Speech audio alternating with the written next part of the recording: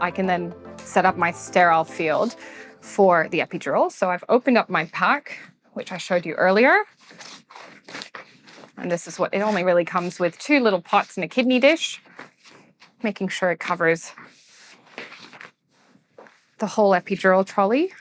I stick 20 mils of saline into one of the pots.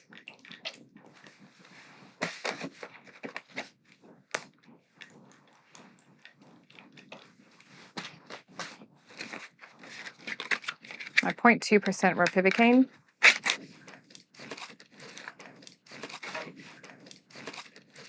The epidural kit.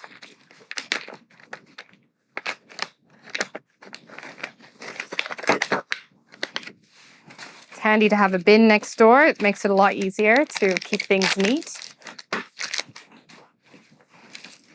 20 ml syringe for the ropivacaine. 3 ml syringe for my fentanyl. 5 ml syringe for my local. I use the same syringes for everything so that in the middle of the night I don't confuse myself. A blue 23 gauge needle for skin. You can use a 25 gauge needle, that's not a problem.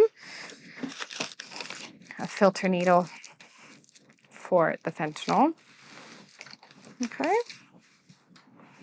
And our dressings for the end. I often find that the midwives are ready to go with the hypofix at the end of the case as well.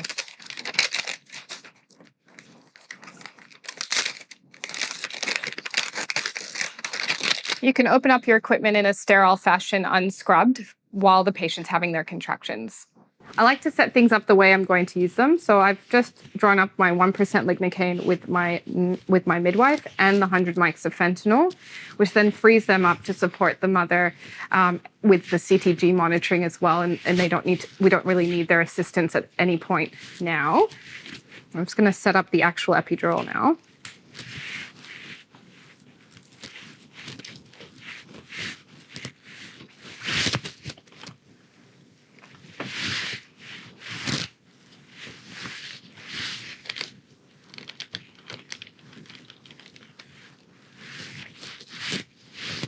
I like to test my catheter to make sure it's not blocked or there's not an issue with the holes at the end.